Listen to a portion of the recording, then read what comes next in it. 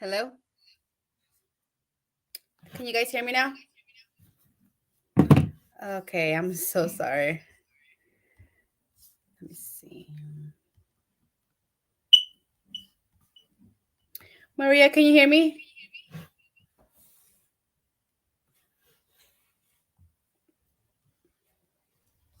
Yeah, yay. Okay. Awesome. Sorry about that. Okay. How are you guys doing tonight? Vanessa, Natalie is going to help us in the comments.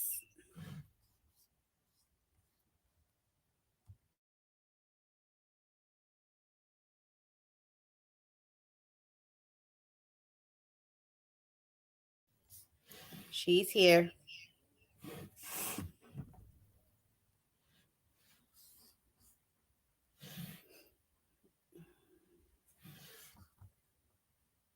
Okay. So I put a post today for you guys to ask questions. So I'm going to go off of that while we get Gloria in here. Oh, she's here.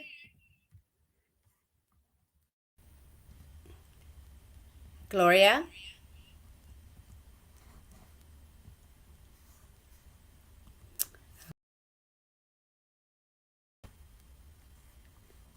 Add to the stream. Are you able to hear me? I think it's connection because I hear echo. We can hear you. Let me see. Turn off the echo because that's what it was doing to me. Hello, everyone.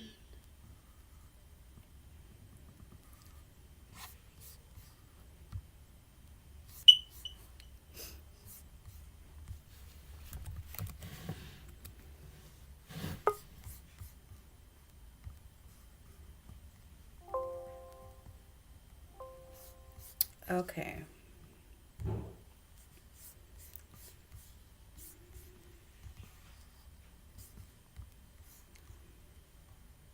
Oh, here she is. All right. Working now. There you go, Gloria. Oh, sorry. I'm like having issue. All right. So telling them to get started, all right? We'll go over like the questions that they put on the post. Okay. Let me see. Did my echo come back on?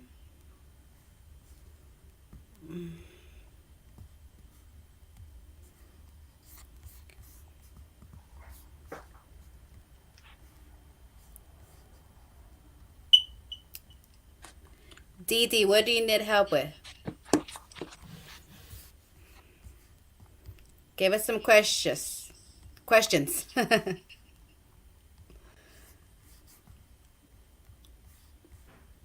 Oh.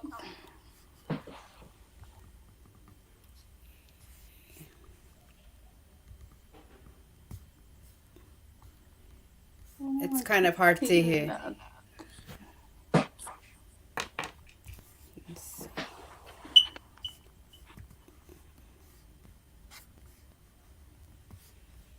You got it, Gloria?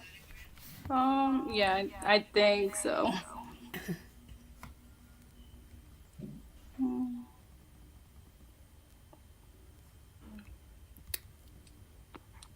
That's fine. I think I do.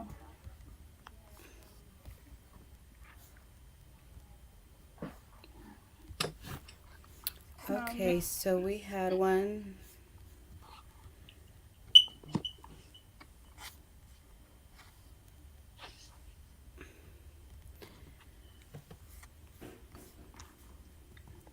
I am not able to see any comments, by the way.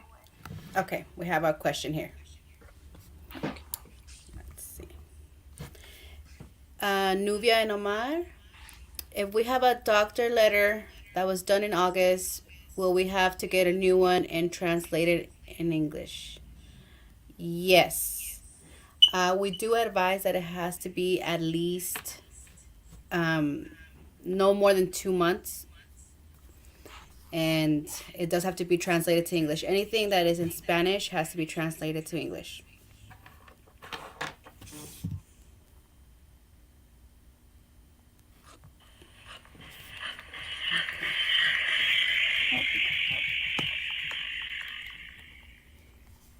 Let's see.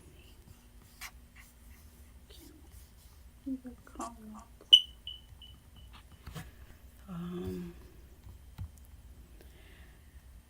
where or how do we get our birth certificates translated? We actually have a translations team that can do that for you guys. Do you know the email by any chance, Gloria? Um, no, I don't remember. Okay, I can Hold put on. it Is down. that me or is that you? Do you hear the That's echo? me. That's me. Changing it. Okay. Okay, let's see the next one.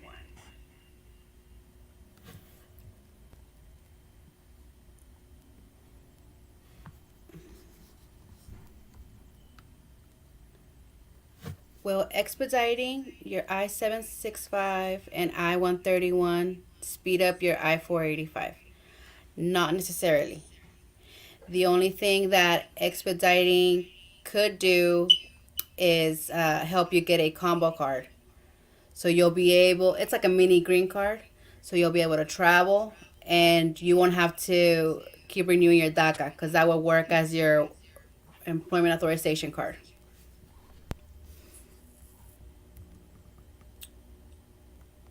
Here, this one. You want to go ahead, Gloria?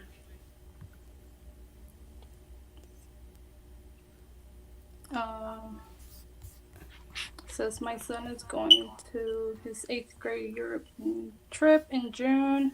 Get a letter from his doctor. Stay vision. Recommending that. Um, hold on. Um, Do you know this one?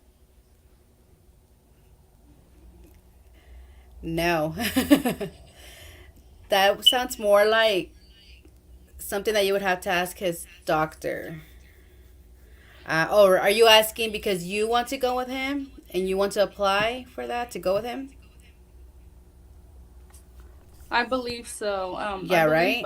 she could probably get like the letter from the doctor stating that why she needs to go like with him Okay, because in yes. case of Yes, any now I understand. situation like she's there. Okay, now I understand it.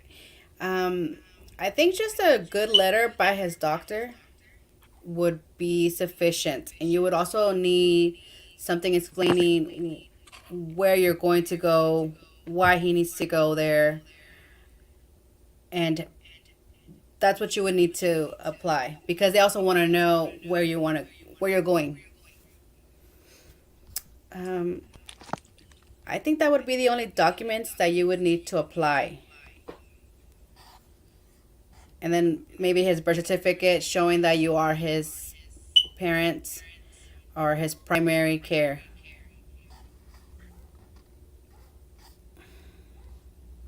Yeah. So let's the next one.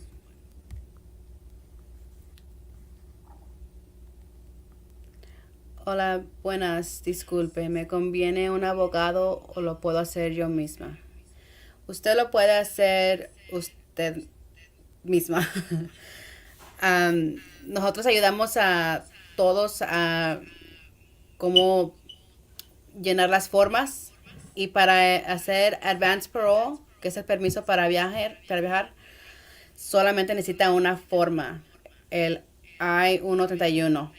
La, la única cosa sería juntar todos los documentos, pero usted lo puede hacer solo. Correcto. Y más aparte ahorras dinero. Y sí. Okay.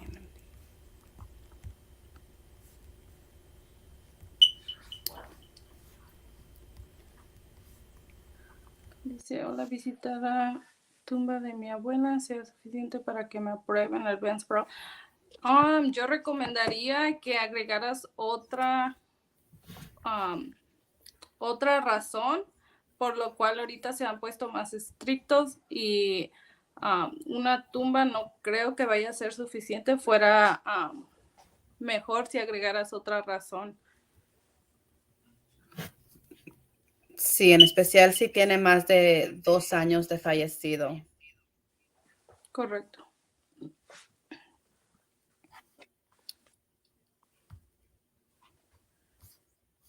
Okay. My I-130 has been approved since 2020. I would have to go through the consulate process. Can I apply for AP to get that legal entry? Yes. That's actually what I did. I had my I-130 approved back in 2020. And then I applied for advanced parole in June of 2021. And it was denied. So I did InfoPass uh, February of this year, got that approved, did my AP, came back in with my legal entry, and then I submitted my AOS. So what happens there is when you submit your AOS paperwork with your legal entry, they just USCIS just obtains your approved 130, all your information that you were gonna do with your consulate process, and they move it over to your as an AOS case, and that's how you get your interview here. So it is a lot better.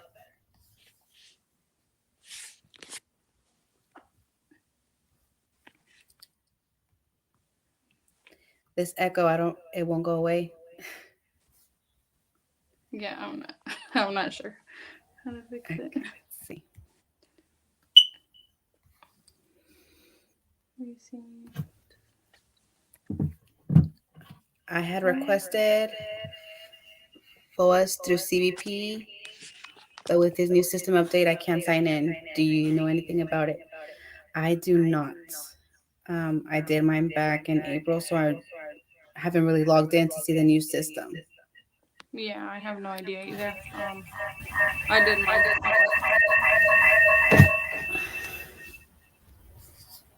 Okay.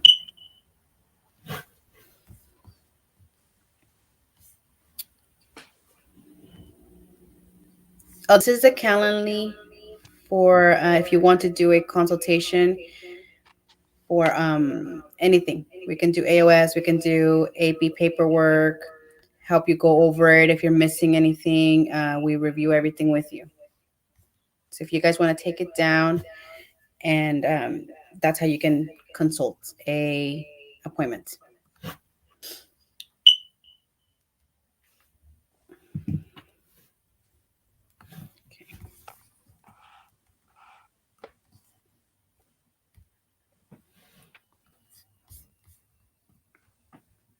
Dice qué requisitos se ocupan para aplicar para AP. Creo depende de qué razón vas a usar para aplicar para AP. Serían los documentos que vas a ocupar, como hay diferentes razones que puedes usar para ir, como educational,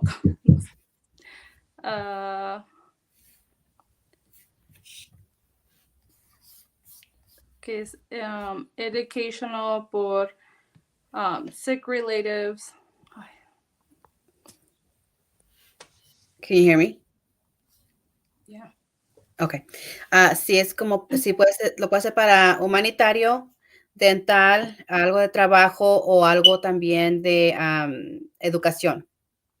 Son las razones que necesita para poder aplicar para Advanced Parole.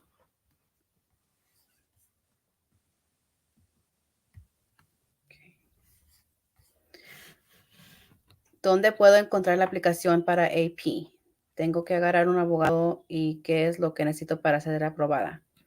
La aplicación de Advanced Parole es la aplicación I-131 y esa aplicación la puedes obtener en la website de USCIS. Ahí tienen todas las aplicaciones. So ahí nomás la bajas, la vas a bajar en PDF y ahí es donde la llenas. Y tienes que mandar eso, tienes que mandar alguna razón por la que quieres o necesitas viajar. Y esa razón tiene que ser, como dijimos, humanitaria, algo médico, dental, um, algo por educación o algo de trabajo. Tiene que ser ese tipo de razones. Y todo lo que tengas en español tiene que ser translated a inglés. Tam, tu, la forma en español y en inglés. Y también necesitarías tu acta de nacimiento. Si quieres comprobar que está relacionado con alguien, con la persona que quieres ir a ver. Tenemos en las guías todo lo que necesitarías para poder aplicar para tu paquete entero. Si vas en nuestra página de Dreamers Together, ahí en las guías tenemos, dependiendo de para qué quieres aplicar, te dice todo lo que necesitas para esa aplicación.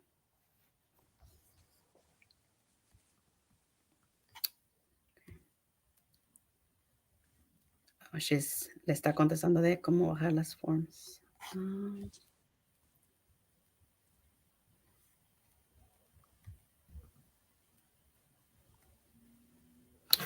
When requesting the FOA, why do they need our parents' information? What will they use with it? I am not sure what they will use with it. Do you know, Gloria, by any chance? I'm not sure. Mhm. I when I did mine, I didn't put their information personally because I'm not sure like what they're gonna use it for. Yeah, actually, I don't think I did either. I don't think I had their stuff. Sorry, Erica. Maybe if you want to post that question on our AOS page, we can have somebody that knows about FOIA answer that for you.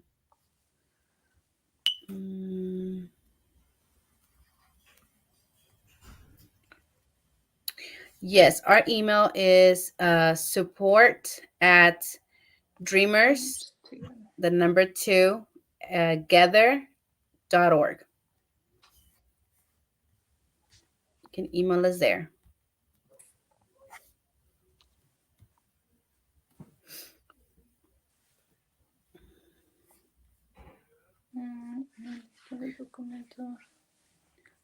Una lista de los documentos que necesitamos juntar. Si todo eso está también en las guías de Dreamers Together y de AOS Dreamers Together, dependiendo de qué es lo que necesita. Para juntar para Advanced Pro o para AOS. Tenemos para los dos. Let's see on here. For the ones that need our email to how to reach us, this is the email.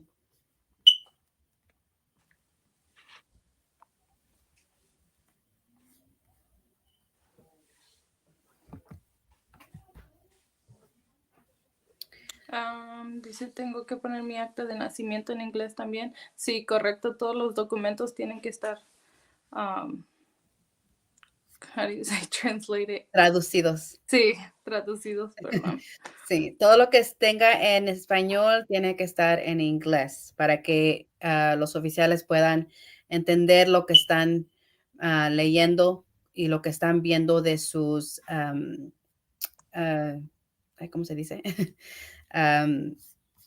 Todo lo que dicen los documentos.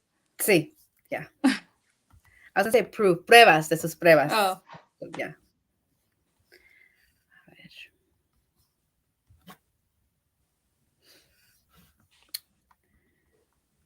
Dice, yo a mi hijo le aprobaron su AP. ¿Él puede salir en autobús y regresar en avión?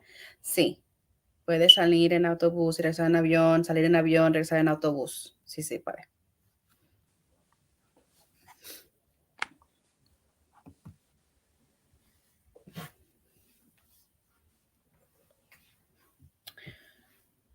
Pregunta, ¿puedo hacer ajuste de estatus si tengo 2 entradas? Yo hice Advanced Parole en 2016 y todavía tengo DACA.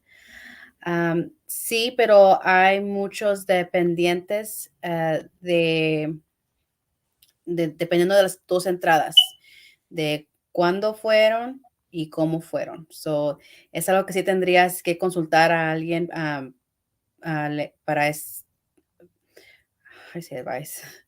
para aviso legal, para que te digan bien ellos si se puede o Para no, que te porque ellos, aconsejen, sí. sí, para que te aconsejen, necesitas consejo legal, porque si tienes dos entradas, sí es muy dependiente de los tiempos y cómo fue. Mm.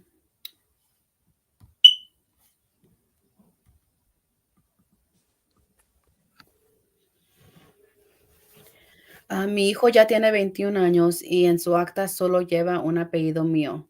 ¿Crees que lo tengo que arreglar antes de hacer un ajuste de estatus? No, si él te va a arreglar a ti, no, no.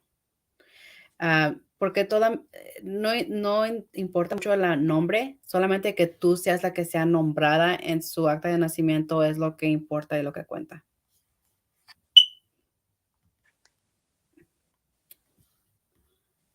Okay, there's one. This 80-year-old grandmother has a visa and she's here in the U.S., but she's going to need some to take her back to my house. I'm not sure. Do you think that would be a valid reason? No, no, that would not. Yeah, I wouldn't think so either since she No, has a visa. yeah. So, no, because usually humanitarian reasons are something urgent, like or something, you just have to be there, you have to go. And this is not really something that I would believe would fall into that category.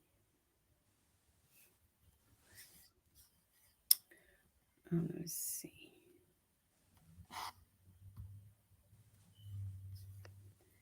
Hello, how long is advanced parole taking at the service center in Texas? Oof. The last I saw, it was 18 to 24 months, and they are actually sticking to that. They're not like the other centers that are taking about 4 to 5 months right now. Texas, I honestly don't even know if they process them. So, yeah, if you have them at the Texas Service Center, you can try to get them sent to a different location for processing. Do you know who they have to contact for that, Gloria? Like, do they have to just send a letter, or how would they? Um, I'm not sure, but I believe Ellie made a video on how to Okay, do that. okay. Was it on TikTok? Do you know? Um, yes, it might be on TikTok and also on YouTube, on our YouTube. Okay.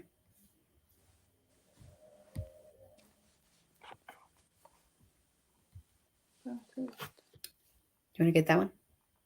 Dice, ustedes me pueden ayudar para saber si tengo orden de deportación. Me agarraron 2 veces cuando estaba chiquita, pero no sé si me sacaron nomás o pusieron algo. La mejor forma de saber es sacando tu folla, mandarla a pedir y ahí te va a decir cuántas entradas o quedaron registradas.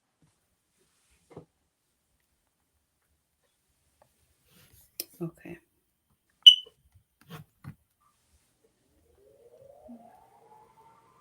Oh my goodness. I'm asking a question real quick. Okay. Me mandaron mi aplicación de DACA de regreso porque la forma I-821D no está firmada por el preparador, pero yo soy el que la preparó. ¿Debo firmarla y mandarla o qué me recomiendan?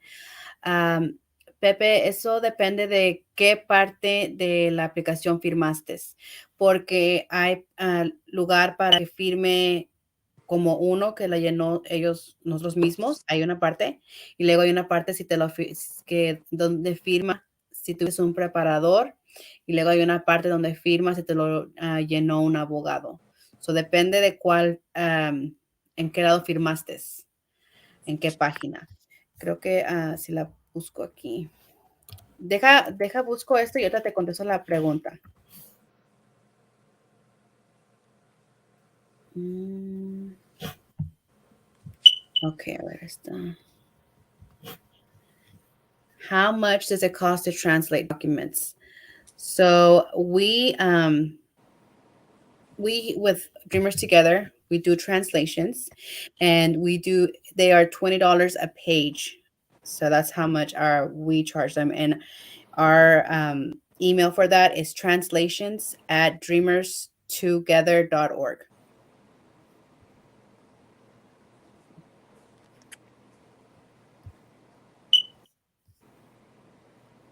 You want to get that one, Gloria? Says Alonso, my dad passed away recently. My brother and I both want to apply next year to drop off his ashes on two different applications. Should we send both applications in the same envelope? I would say, yeah, you are able to send them in the same, like in one big envelope, but separately. Each application in their own envelope, just in one. When you send it in one envelope by itself. I don't know if that makes sense. If I explain myself. Um, So like each application in one envelope inside of one big envelope. right. Yeah. I hope. Yeah.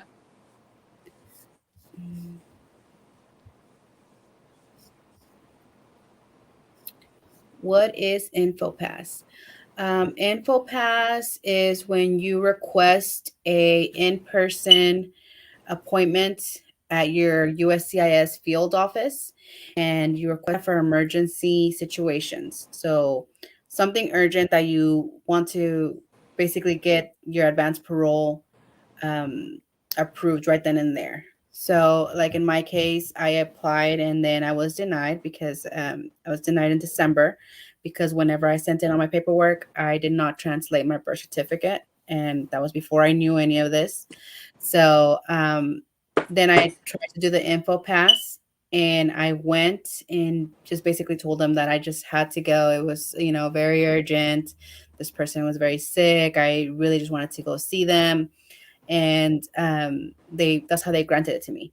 Now, the only thing is that when you get InfoPass, you get approved right then and there that same day, and you only have 30 days. So with InfoPass, it has to be like very urgent. You just have to go, and you have to be able to leave that same day, but come back within 30 days. So that's InfoPass for urgent situations to get advanced parole. Mm. Oh my goodness. A lot of people are answering. Okay, this one says, disculpen, ¿qué es AOS? What is AOS? AOS is Adjustment of Status o ajuste de estatus. Y eso es cuando puedes ajustar o puedes tener tu entrevista de residencia para residencia aquí en los Estados Unidos en vez de ir a tu país natal. Ujú. So, para poder hacer AOS tienes que tener también una entrada legal y tienes que estar casado con un ciudadano de los Estados Unidos. Hay también algunas otras maneras de poder hacer AOS, como si estabas aquí antes, si tuviste DACA antes de los 18 años, y también entraste legal cuando eras menor solamente una vez y estás casado con un ciudadano, también así lo puedes hacer. Pero si ajuste de estatus es poder hacer tu residencia aquí en los Estados Unidos sin tener que salir del país. Y es mucho más I say safe, más Seguro. seguro. I was thinking about it too. Yeah, es mucho más seguro que salir del país. Sí. Natalie is so cool. She's over here answering all the questions too.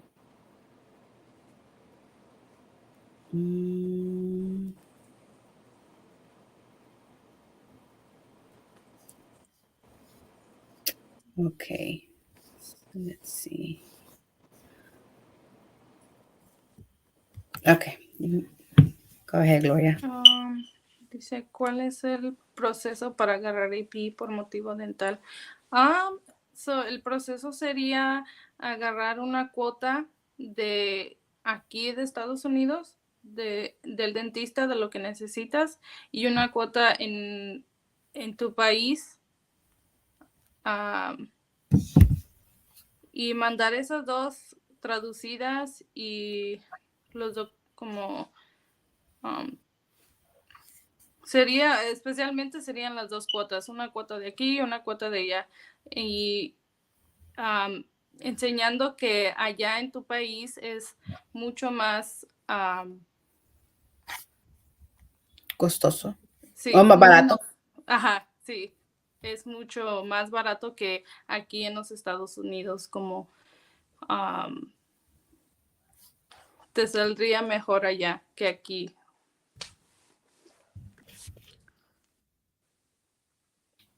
Okay. Next one.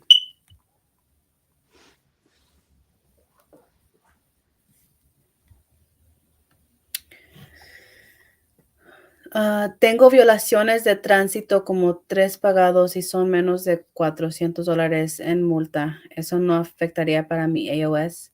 Eso es como cuando te paran por like Sí, speeding. Okay. No, porque lo que sí te afecta, sí te van a, tal vez te pregunten, porque sí está la pregunta en la aplicación, pero no creo que sea algo tan mayor. Ellos buscan más como cosas más grave. graves, sí. So, no creo que te Afecta. afecten para nada. Pero sí te preguntarían tal vez. Sí, también si lo pones en tu aplicación, te lo van a mencionar y te van a preguntar sobre eso. Okay. Go ahead, Gloria. Dice, hola, mi abuelita murió aquí recientemente, pero la van a enterrar en México. Tengo una copia de la acta de defunción que conta con... Aquí igual tengo que está internado en el hospital. I don't understand the question. Okay. Mi abuelita murió aquí recientemente, pero la van a enterrar en México. Tengo una copia de la acta de difunción que consta que falleció aquí. Al igual, tengo una carta del doctor de mi abuelito que está internado en el hospital. Sí, las dos te servirían. Podrías poner las dos razones. Si la van a enterrar allá en México, tú puedes poner que quieres ir a visitar su tumba porque falleció. Y yo creo que eso también sería como una ventaja de que ella estuvo aquí y tú puedes hacer una muy buena carta explicándoles que con el tiempo que ella estuvo aquí, estuvieses muy cerca de ella, te dolió mucho su partida. O sea, enseñarles y decirles a ellos que sí te duele mucho y que quieres ir a verla en su tumba. Y también puedes poner de tu abuelito que también lo quieres ir a ver por, por lo que pasaste con tu abuelita también. Puedes poner, esas son muy buenas razones. Tendrías que hacer una carta muy buena para explicarles a ellos por lo que quieres ir. Pero sí, son buenas, razones y sí podrías. Ujú. Go ahead, Gloria. Dice, pregunta, ¿es posible que te aprueben el AP por multiple entradas y ese tiempo poder renovar DACA? Quiero aplicar por razones humanitarias y casi creo que calificaría por entradas múltiples, pero mi DACA vence en agosto 23.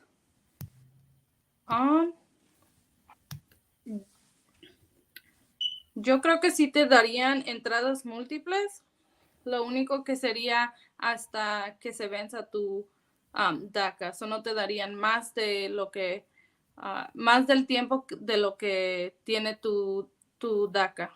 Entonces sí podrías aplicar y a lo mejor te dan entradas múltiples, pero solamente sería hasta agosto. Ujú. del 23.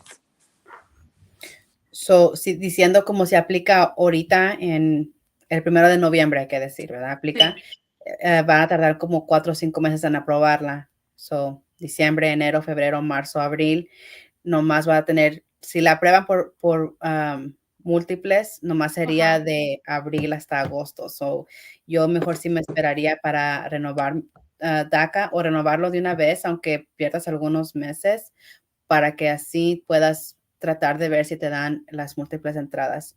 O también esperarte hasta que ya tengas el nuevo DACA. Pero si no te dejan, no te la darían por más, un día Más más de tiempo cuando. de lo que Sí, está tu DACA. Sí. exacto.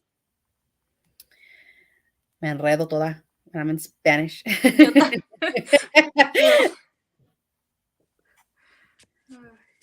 Okay. Do we need to have a lawyer to do our AP? Um, you do if you believe you have something that could affect you from getting approved. But other than that, no.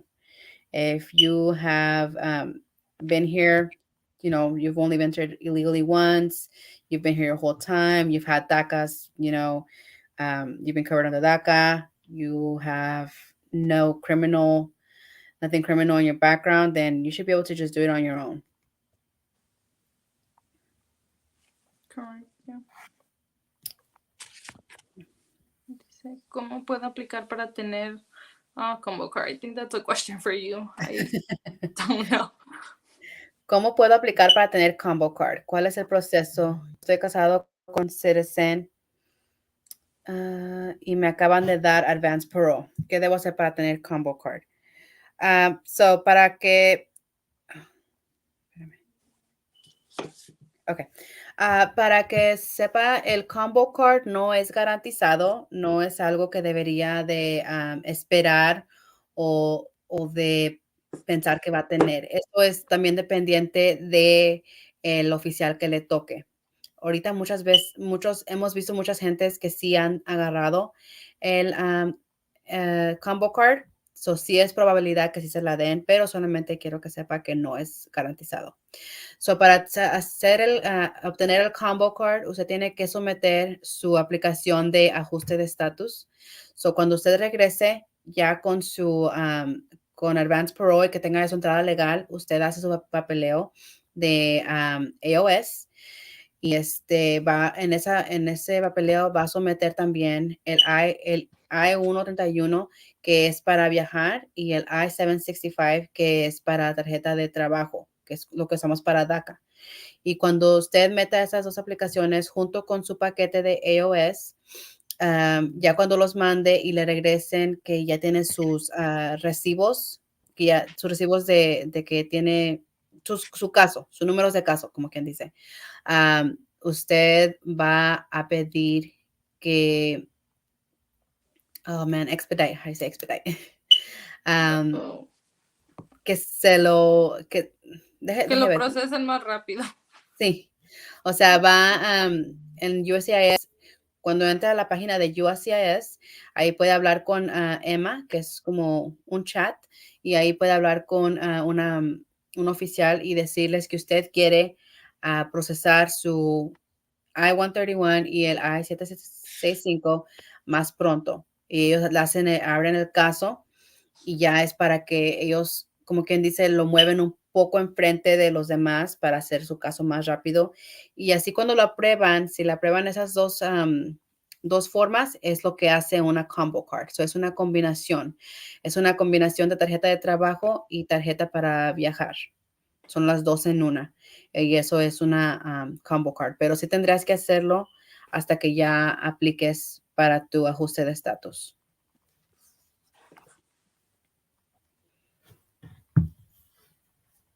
Dice, hola, no escuché cuánto sale por traducir la acta o cualquier papel.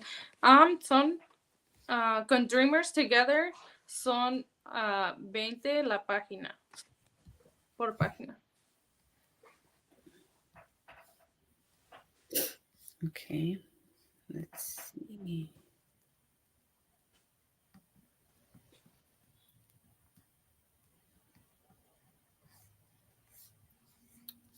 Oh, what happened to Gloria? Okay, I don't know what happened to Gloria. Laura, have you finalized your green card process after using AP? I have not. I am still waiting. I think I'm waiting for an RFE and then just waiting for my interview. I was able to expedite my I-131 and my I-765, so I do have a combo card. Let's see.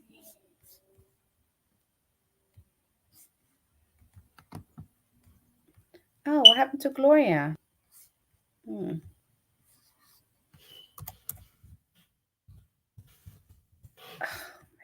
Okay. Let's see. On Form I-485, I answered no to the question where it asks if I had ever applied for an immigrant visa and I was doing consular process. However, I misunderstood the question. May I fix it at the interview if asked? Yes. Either way, if you did answer yes to the question, they'll be able to pull it up in their system. And if Sorry. it does come up, then yeah, they could ask you about it. But um, I don't think you would count as applying for an immigrant visa if you didn't really go through the whole process of doing consular. I'm not sure how far ahead you got, but if it was just like doing the I-130, I don't think it would really affect you. But yeah, I always say these little things like this that you catch while you're in the process of waiting for your interview, write everything down with an answer, somewhere nice and neat on a notebook, on a binder. That way you can take that to your interview. And when you're there and you get asked these questions, you're not just like, oh, I don't know. And you just scroll right through and you answer your question and you're good to go without being nervous. So definitely that would be something that you can put down for your interview and be ready if they do ask you.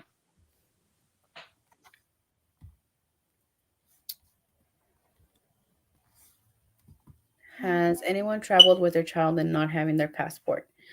No, I had to get my daughter's passport because we were flying. So if you're flying, everybody has to have a passport. Even if it's a newborn, they have to have a passport. The only way that you might not need a passport or you could travel without a passport would be if you're driving. If you're driving into Mexico, I believe you could just take like their birth certificate. Um, but that also depends on the officer that you get. So there has been some officers that give you a hard time about it, but um, for the most part, yes, you can just drive with them and just a birth certificate. But flying, no, you can't. You will need a passport.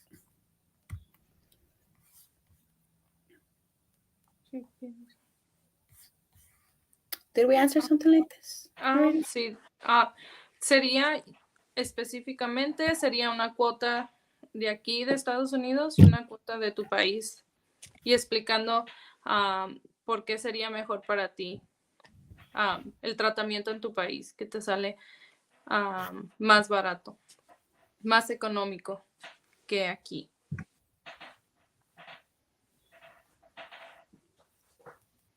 Okay. Let me see the next one. Entonces, puedes hacer ajuste de estatus si tienes DACA y tienes tu entrada legal o como, sí, sí. I mean, poder hacer AOS, sí tienes que tener DACA. O también lo puedes hacer si no. I think you need to have DACA, ¿no? For AOS. Or if you have, a legal entry of a visa, Yeah. like Okay. So, sí, cuando tengas tu entrada legal y estés casado con un residente. Bueno, un sí, un ciudadano de los estadounidense. Estados Unidos, puede hacer AOS, el ajuste de estatus.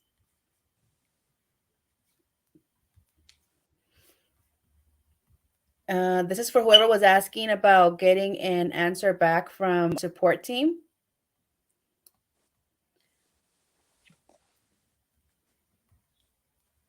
Ay, hold on.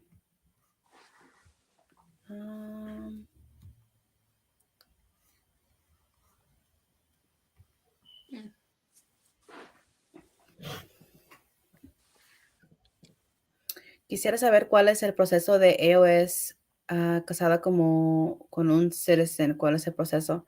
Am, Solamente con que tengas tu entrada legal y es ciudadano, mandas todas las formas que se necesitan mandar en tu paquete y es todo. Lo más largo del proceso sería llenar todo, eso ya sería am, arreglar, no, juntar todos los Sí, documentos y pruebas que necesitas para el I-130, que es como para comprobar que es es un noviazgo de buena fe. Eso sería lo más tardizo, pero lo demás es simple. Mm, ay, ay, dang it. ¿Dónde estoy? Ah, me perdí. Ok, aquí está. dice, hola, otra pregunta, si mi permiso se me venció hace un año, ¿tengo que renovarlo para poder salir? Sí, correcto. Am, yo diría que lo renovaras lo más rápido posible. Claro, creo que no recomiendan que dejen que pase un año después de expirado porque te consideran nuevo aplicante, pero no sé. Do you know? Sí, si lo deja sin renovar de más de un año o más, como quien dice, sí lo califican como aplicación abandonada y ya cuando quiera aplicar como para renovar, y como ya tienen su caso cerrado, lo pondrían como caso nuevo. Nuevo. Y ahorita no están aceptando aplicaciones nuevas. So, si usted piensa que es más de un año, puede ser que ya no se la den, pero si es menos de un año, mándela inmediatamente para que no se cancelen. Si estamos hablando de su permiso de DACA. Correcto, sí.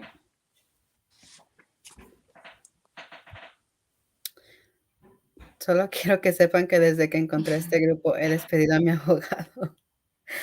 Yo creo que también somos muchos. A ver. What happens if your DACA expires September 2023 and you get approved in March or April of 2023 for multiple entries and renew in May 2023? Does it carry over or no? I believe they do it too, like where your DACA expires. They don't go like based on the renewal. They go based on like the current one, Mhm. unless you like send um that you Yeah. are renewing. Yeah. So they might give you multiple entries up until September 23rd only. Mm. So we have Natalie. She's gonna join us. She is like awesome. She's been answering all these Thank you. questions. Let's see. You want to get this one while I put her in? Yeah, it says sorry, not sure if someone already asked this for the AP. What reasons can you give other than employment, death, or sickness? Also, if it gets approved, does it affect to fix in the future? You can also do educational and does it affect to fix in the future? What does that mean? It shouldn't No. affect in any way. If anything, it'll help you like to gain your legal entry. Mhm. Yeah, so you can also do, did you say educational? Yeah, Educational? educational, dental. I forgot that one, but educational, dental. Yeah. And it could be, if it's educational, it does have to be some wherever you're going, it has to be based with a US constitution or something here in the US. Hi, Natalie. Mhm. Hi, everyone. Yes. Let's see. I'm gonna get a good question. I still have one pending for this guy. Here. Oh, it says, okay, that's for you. All right. So, how long do you have to wait after you return legally to be able to fix your status? Do you need to be married to do this? You want to answer that, Natalie? Sure. Can everyone hear me? Yeah, I Yes. think so. You guys can hear me. Okay. So as long as you have a sponsor, someone that's petitioning for you, that's an immediate relative, which would be a spouse that's a US citizen or a child that's over 21 that's a US citizen, you can get your paperwork together and file right away. So you don't have to have a certain amount of time that you have to wait between coming back in order to file.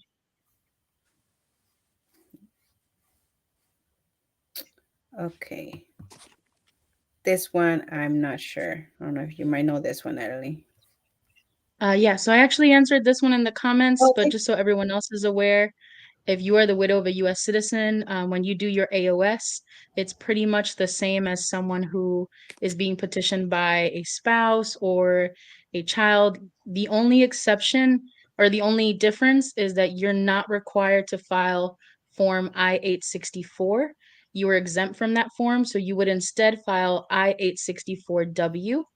And when you file that, you're going to choose the option that says that you are a widow of a US citizen. Hmm. Nice. Okay. That's good to know. Yeah. Okay.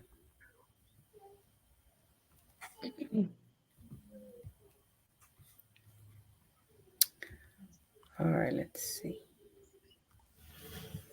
¿Cuánto tiempo te puedes quedar con el AP? Si me dieron 6 meses, ¿me puedo quedar los 6 meses fuera? Oh. I believe you're que no te puedes quedar más de 6 meses, entonces sería ir y venir para que no estuvieras fuera más de 6 meses o los 6 meses.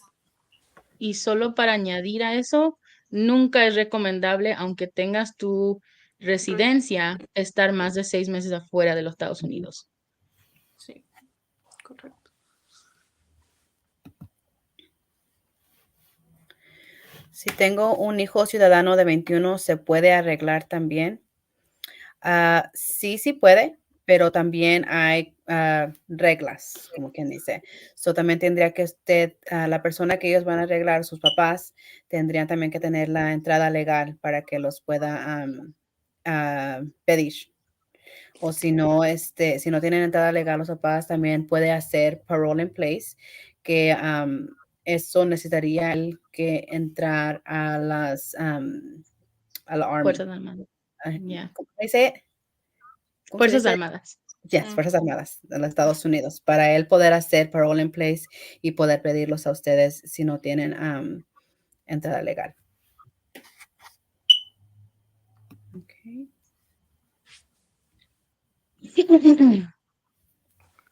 Who wants to go? I'll leave that up to one of Have you. we had anyone with a double entry go out for AP? Yes. So I think Sí. it's always a risk, but it's possible. Yeah. Right? So, tengo doble entrada para calificar para Advanced Parole, tengo DACA. Sí, sí puede calificar, sí tiene algún tipo de riesgo, pero hemos tenido mucha gente también en nuestro grupo que ha salido hasta con orden de deportación. So, sí, sí se puede.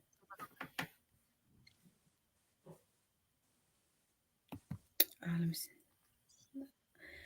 ¿A dónde me puedo contactar con ustedes? Deje busco el email. lo pongo aquí.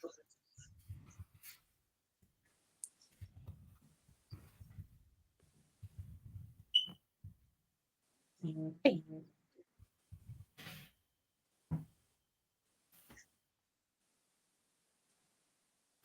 Esta es donde se puede contactar con nosotros. Let's see.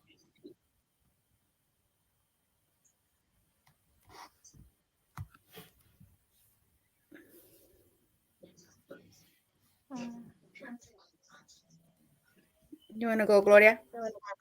It says if we apply for AP and apply for dental, do we have to have a paper to prove that we went to the dentist? That's a good question. Um, I believe they ask you when you return. Um, I myself have not done AP, so I'm not sure if they ask you for those papers. Do you guys know? Well, me, they did ask me what I went for, and I did have. I mean, I did basically go for the reason I specified. Um, so I had pictures and everything ready just in case they asked me for them. But with flying, I they don't really ask you much. I don't know how it is with land. Um, Yeah, they're. I feel like they're a bit more picky, but again, I am not mhm, sure. I would say with this one, it's always case by case because you never Yeah, know the immigration officer that you're gonna get. interacting with when you're coming back in. You don't know how much information they're going to request, and just know that they do have the authority to ask for proof. And mhm, immigration officers even have the authority to go through your phone when you're going through immigration. So always best to go for the reason that you're actually saying you're going for. mhm. Correct. Yeah. Yeah, that's how I was like, oh, if they take my phone, I be like, go on favorites, right there on favorites. Let's see.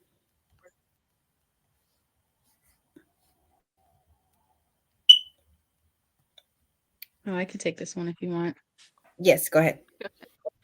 So for AOS, can it be a sibling that's a US citizen who is over 21 years of age that could petition for you, or is it a much longer process than a child and a spouse? So unfortunately, for AOS, there's only three relationships that are considered an immediate relative of a US citizen. The first one is your spouse. So if you are married to a US citizen, that is eligible for AOS. The second one is if you have a parent that is a US citizen and you, the beneficiary, has to be under 21 and unmarried. The third one is a child who is a US citizen who has to be over 21 at the time that they apply for you. So, unfortunately, a sibling of a US citizen is not eligible for AOS. You would have to go down the route of consular processing.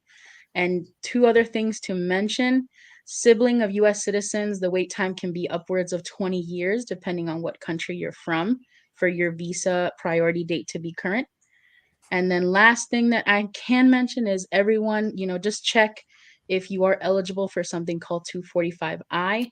If you're eligible for 245I, then you can AOS within the US, even if you have a petition through a sibling. Can you tell them what what 245I is? Like, so maybe they Sure. can see if they'll know See. what it is to try to figure out if they have that. Yeah. So 245I is a law from a good number of years ago.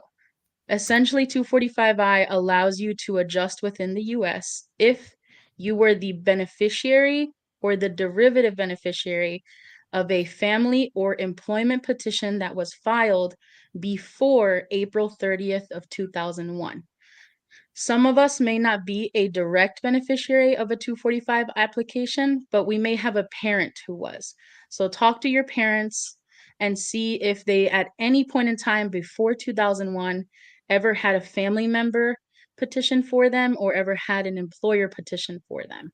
If you're able to get documents that that petition was filed in time and was approvable, and that you were alive and well and their son or daughter at the time of your parent, then you would be considered a derivative beneficiary for 245I.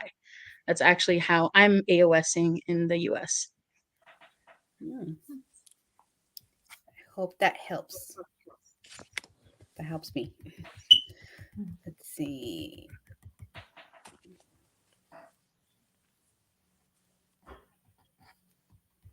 Okay.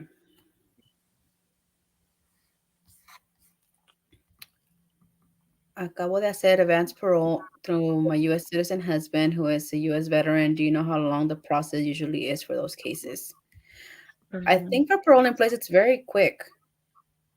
I'm, I don't know exactly, But I know like my parents did parole in place for with my brother, and it took them like 8 months to get everything. I don't have an exact obviously a time frame. Yeah. Yeah, it's usually quicker than normal AOS, but just take into account, everyone, that things are still a little backed up from everything shutting down with COVID in 2020. So Mhm. it may be longer now than it was a few years ago, but it is usually quicker than AOS. Okay, let's see.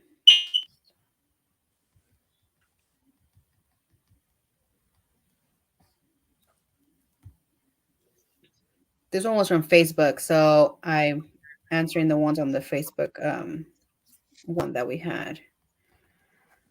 So let's see.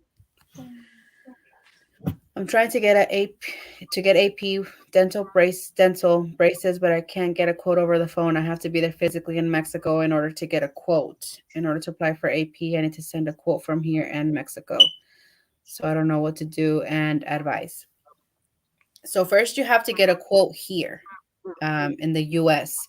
You have to go to a dentist and have them do an extent of everything that you want done, and they do have to give you a whole breakdown and including pricing and what needs to be done.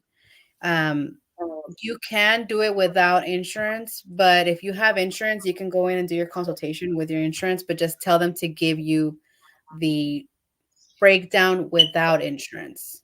Like they can give you that. Yeah. So you need that, and then it's gonna tell you exactly what you need done, and that is what you're going to send the dentist in Mexico. You're going to tell them, I need a quote. Obviously, when you send the quote from the US, don't send it with the prices. Just tell Right. them, I need a quote of how much you would charge me to do all of this um, that I am needing done. And then that's how you get that quote from that dentist. Now, apparently, if this dentist is not helping Helping. you or cooperating with you, there's a lot of dentists wherever you're going. So just try to look for a different one. There has to be one that will help you and get you those numbers that you need to qualify for AP. Definitely. I would say probably like look around at a couple and then try to get quotes from different ones. Hmm. But for sure, have that uh, quote here so they Yeah. know what they're gonna do on you. Okay, let's see. Do you want to add anything, Natalie? Oh, no, I think you got it with that Okay, one. let's see. Also, I think it's the same guy. I was planning to Yeah. do my grandfather's grave, but he is 13 years of his death because his name certificate has a different name from what I have in my certificate. I'm so stressed. Don't be stressed. It's okay. You will find a reason. I don't believe that this one for your grandfather's grave would be a good reason. I think we just stick to the dental plan and try Yeah. to go that way. Okay, let's see this one.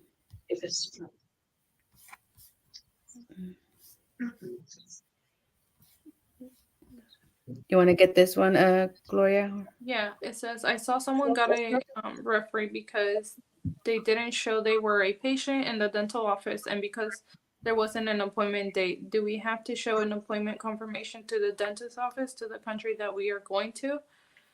Um, I believe it would be great to have like a confirmation for an appointment, and then as well you do need a like a letter from the dentist office, like a what is it, like a letter from the letterhead or Oh yeah, dentist, with a like letterhead. yeah, from the dentist that says that they are gonna well, that says that you are gonna be treated there, because they do ask for that. They want the letter from the dentist specifically.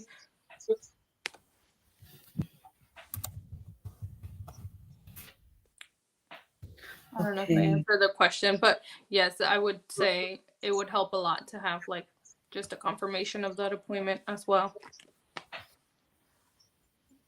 Okay. This one is for Natalie. Yeah. Ok, tengo 3 entradas ilegales. Cuando era menor de edad, puedo hacer ajuste de estatus. Creo que 2 fueron en el 95 y otro en el 2000. Ok, so, es muy importante cuando usted cree que tiene entradas ilegales, pedir el FOIA de CBP, Customs and Border Protection, y también de la Oficina de Biométricas, que creo que se llama OBIM. La razón por cuál es que mucha gente a veces dice que tienen entradas ilegales cuando realmente lo que inmigración puso en el documento es un voluntary return. Un voluntary return es cuando ustedes están tratando de entrar o cruzar a los Estados Unidos. Inmigración lo pilla básicamente y le dice no, dase la vuelta y regrese. Esos no cuentan como entradas. So, si usted tiene voluntary returns, no cuentan como entradas ilegales. Ahora, si usted, esas 2 entradas que tuvo en el 95, técnicamente no se cuentan como entradas hacia las 2 entradas ilegales para la vara permanente porque ocurrieron antes del 97. So, antes del 97, generalmente no cuentan las entradas, pero sí tiene que tomar cuidado con ver si acaso usted acumuló más de un año de estar adentro de los Estados Unidos, salió y entró otra vez. Si usted, digamos, entró en el 95, luego estuvo aquí un año, 2 años, tiempo que sea, salió en, digamos, el 97 y luego entró otra vez en el 2000. Desafortunadamente, en esa situación sí tiene una vara permanente, dado que acumuló aquí un año y se fue y luego intentó de entrar otra vez o sí logró entrar otra vez. So, lo primero que le podemos sugerir es haga ese FOIA con CBP, con OBIM y posiblemente con DHS también. Okay. All right.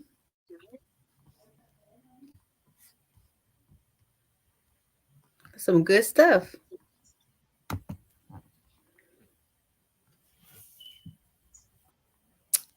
You want to get some, Gloria? It says if you request 14 days for AP and come back, say day 10, is that bad?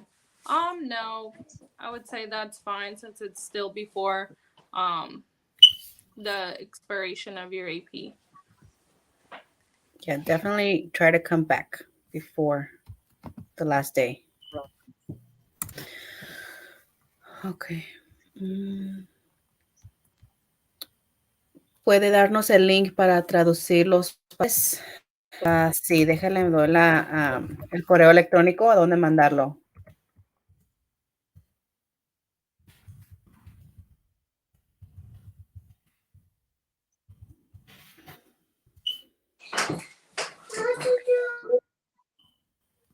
Oh, we have a lot of questions. Ok, esta es el email donde mandaría para pedir traducciones.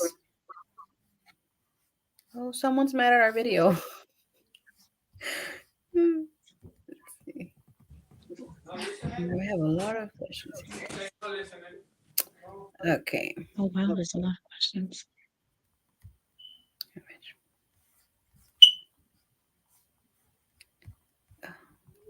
For you guys.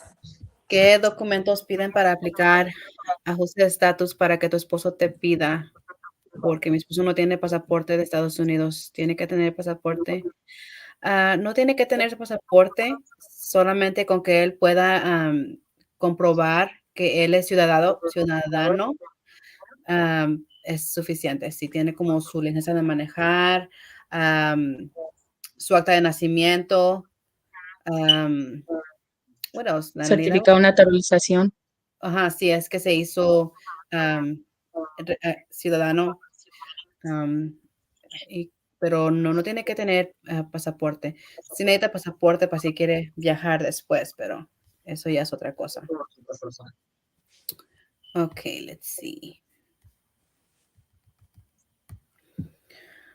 I'm trying to get AP from my great grandmother and grandmother who I haven't seen. So I would be going for humanitarian. However, I am not sure what proof of the requirements needed. Well, you really can't just put that you want to go see them just because you want to go see them.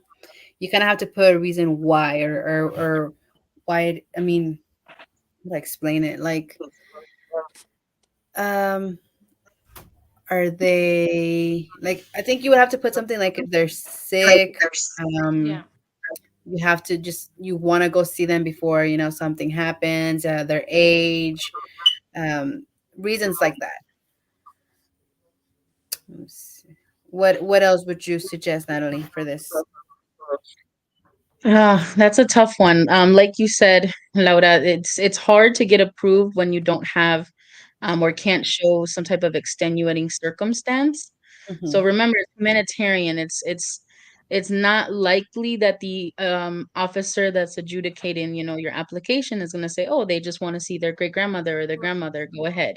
They want to see why it's so important for you to want to go out and see that relative. So it is easier when the relative has a health issue, or if they are having some type of procedure and you really want to see them before that procedure. It's risky. It's a little tougher if you just say that you want to visit them because you haven't seen them in a very long time. Doesn't mean it's impossible. It just Right. means it's very, very difficult. I would say Okay. probably add another reason. It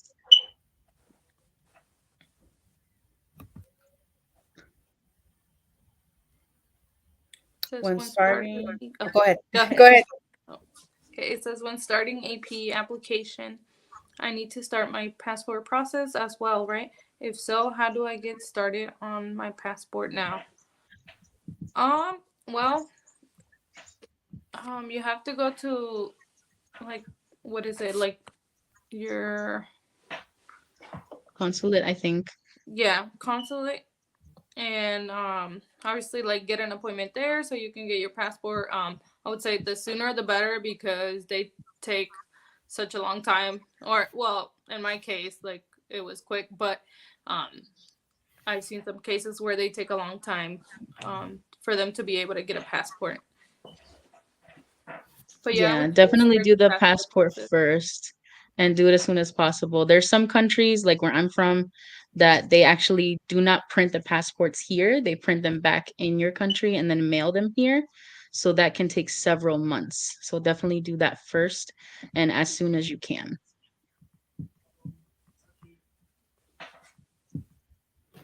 Okay. Hmm.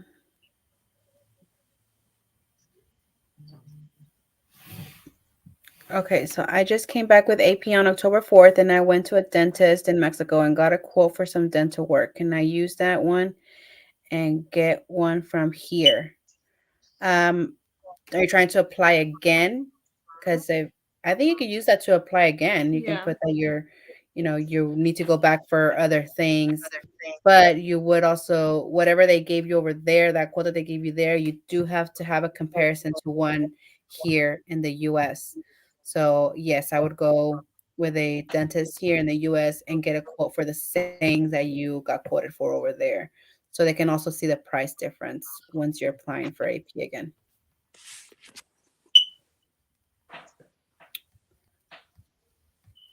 Uh, Here's another one for Natalie. Available in my priority date for AOS through my sister, which 245 I needs to be included for my understanding, but having issues to which evidence and forms I need from her. Okay, so um, if you are the principal beneficiary, if your sister applied for you essentially before 2001, and that's the application that's making you eligible for 245I, what you need is that of the I-797 notice of action from that original I-130 that your sister applied for you. So that notice of action is going to have a priority date on it. And that priority date will show that it's before April 30th of 2001. So that will show that the petition was filed on time and was approvable because it was approved.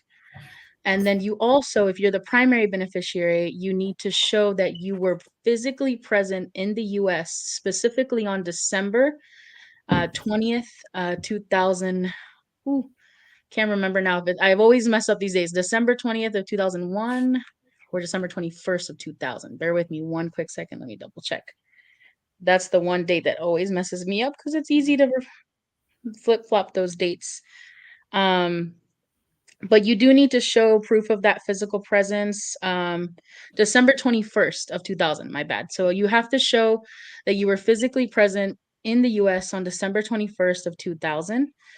If you don't have documents to prove you were physically present on that exact date, what you can do is you can do a proof sandwich, is what we call it. So essentially, you show proof that you were here before that date and after that date so that it's safe to assume that you were here during that period in between. Things that USCIS really puts a lot of weight on in terms of proof for physical presence are things like, if you do have some type of legal entry document, if you have some type of any kind of state or federal document like your license, if you have a document that shows that you got your license sometime before or after, or you even have a driving record that shows that you changed addresses sometime there. You can also show taxes, you can show leases, bank statements, employment pay stubs, anything that really shows that you were in the US physically during that time, right before, right after, will help you prove the physical presence. Now, that's if you were the primary beneficiary. I'm not quite sure for this specific person, but if you were the derivative beneficiary, then you have to show that physical presence for the primary. I hope that answers that question. Reach out to us if you have more specifics, so we can go over it in detail. Okay.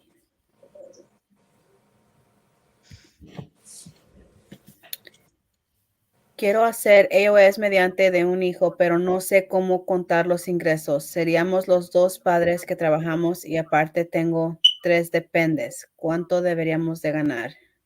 Esa es mi pregunta. Okay. You want me to handle this one too? Yeah, you want to go? Okay, yeah. So, es importante para saber para el AOS de que el ingreso que ellos están mirando es de la persona que te está pidiendo. So, en este caso, ellos quieren ver el ingreso de su hijo y la familia de su hijo. Si su hijo en sus taxes no tiene dependes y no está casado, entonces ellos solo van a ver que él tenga suficiente ingreso para cubrirse a él y a usted, o sea, una familia de 2. So, usted puede ir al website de UCIS y buscar las guías del límite federal, de pobreza federal, y ahí hay como un chart, digamos, de que sale el número de personas en la familia y cuánto es el mínimo federal que ellos tienen que ganar. So, si su hijo gana suficiente para ese mínimo que cubre a usted y a él, si es que él no está casado y no tiene dependes, entonces eso es suficiente. Él tiene que demostrar sus impuestos para demostrar que gana lo suficiente. Ahora, si él no gana suficiente, ahí es ya cuando usted tiene que mirar, buscar una alternativa, por ejemplo, incluir su ingreso si es que usted está trabajando de manera legal con un EAD, una tarjeta de empleo, o buscar un joint sponsor que le ayude, que sí gana lo suficiente. Yeah.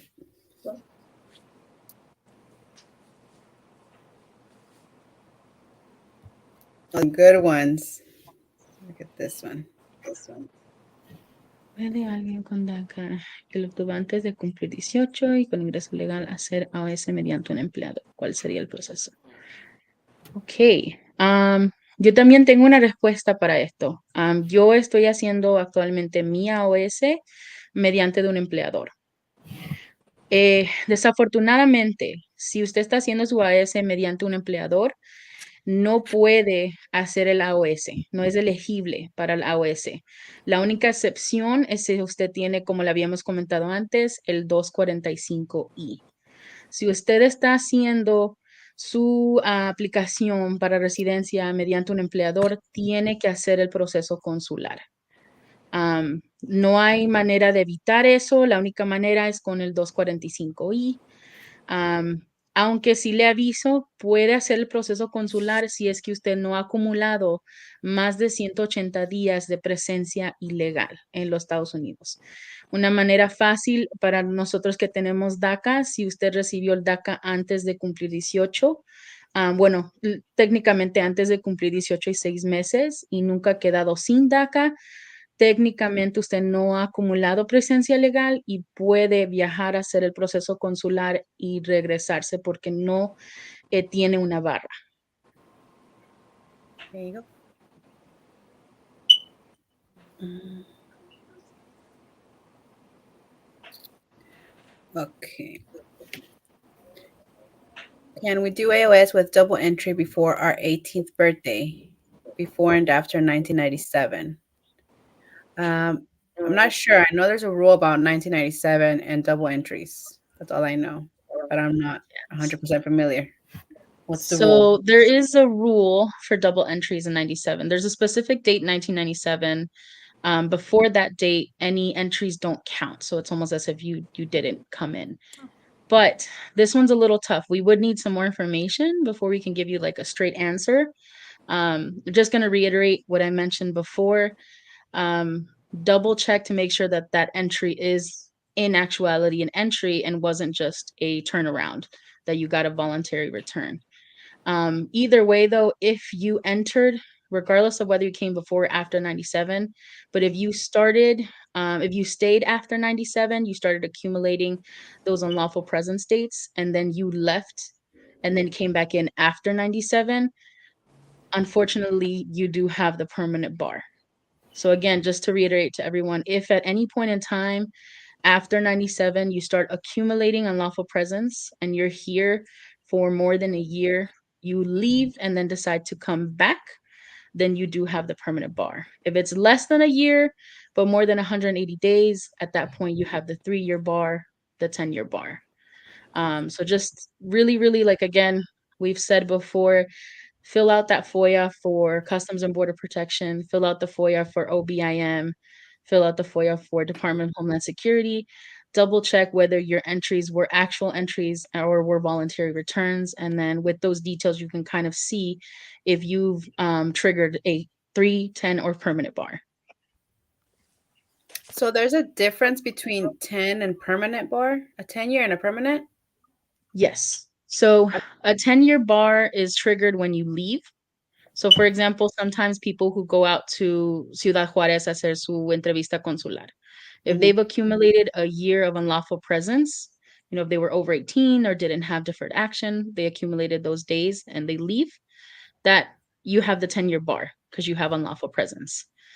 But the permanent bar, it's triggered when you leave and come back or attempt to come back. So even us who have DACA and haven't accumulated unlawful presence, if you leave and then try to come back without permission, like without advance parole, you left and you decided to cross the border again or you decided to come through a different way, you at that point trigger the permanent bar. And the permanent bar is also, it's called permanent, but technically after 10 years, you can fill out a special waiver and request special permission to apply for entry again. Okay. So it's kind of like the 10-year one. It's kind of, Yep. with the 10-year one, you don't really need to apply for that special permission. As long as you show them you've been out 10 years, somebody can apply for you and you can go to your consular interview again. But with the permanent, you have to apply. You have to give them good reasons. You have to show, that you don't have any moral turpitude issues. And then they will decide if they'll allow you to even apply. So you can't straight apply. You have to first fill out that form. Oh, okay. Okay. Oh, man. We got a lot of AOS questions. So it says, I got married in 2019 and never changed my last name. I'm about to renew my DACA. Do I just send a copy of my certificates to send me my new documents with my married last name? That's also, I wanted to know that too.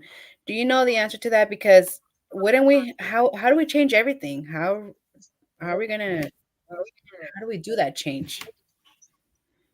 Do you know So how that that works? is, I believe that is one of the first steps that you can take. So I Hmm. know that, for example, you can't change your name on your license unless it matches on your social. And then Social Security Administration usually won't change it unless you have an immigration document that shows your new name. So the first step would be to send the copy of your marriage certificate with your DACA renewal. Make sure when you're filling out your DACA renewal that you now fill it out with your new name. You can even put in the last page of the DACA renewal in the comments. You can put in that your name has now changed due to you getting married and put please see attached marriage certificate. Hmm. If they process everything correctly, they will issue you a new work permit or EAD with your corrected last name. Once you have that, you can go to Social Security Administration and get a new social with the right name. When I say new social, it's still the same number, guys. It's just a new card. Yeah. So you'll get a new card with the correct name, and then you take both of those things to your MVA or, sorry, DMV, your Motor Vehicle Administration in your state, and then they'll be able to issue you the corrected driver's license or ID card. Okay.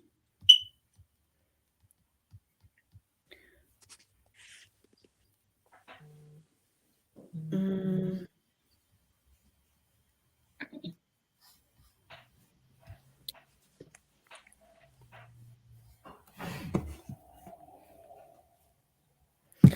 says, hola, mi pregunta es la siguiente. ¿Es lo mismo procesar el advance parole por medio de abogados o personalmente?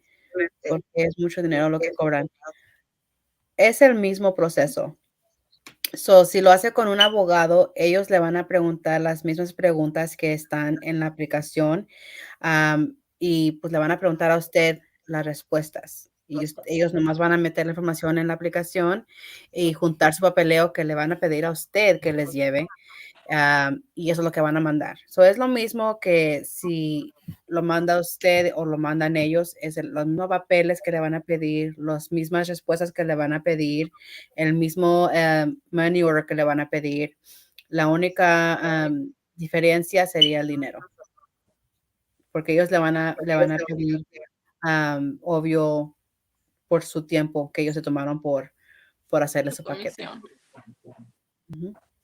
Yo diría que el tiempo también, porque cuando usted hace su propio documentos para inmigración, usted controla cuánto se demora en preparar, cuánto se demora en enviar, etcétera. Sí, eso Cuando sí. lo hace Yeah. un abogado, tome en cuenta, el abogado tiene varios casos y usted no sabe en qué lista de prioridad cae su caso.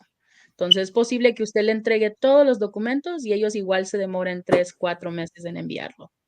Ujú. Sí, también. Muy, muy cierto. Mm, está. Hola, mi esposo no califica para mi sponsor. Yo tengo 40 créditos. ¿Puedo llenar la forma I-864W solamente o también tengo que enviar la I-864 y hacer joint income? Si recomiendan mandar 3 años de taxas juntas y solamente tengo 2 años haciéndolo juntos, ¿puedo mandar solamente 2 años o mandar el tercer año también que hicimos individual? Am, si tiene los 40 créditos, puede hacer el I-864W. Sí. What do you think, Natalie? Because I know that people were getting RFEs. I'm still waiting for my RFE. RFE for that I-864 that I sent. Yeah, Um, yeah, yeah.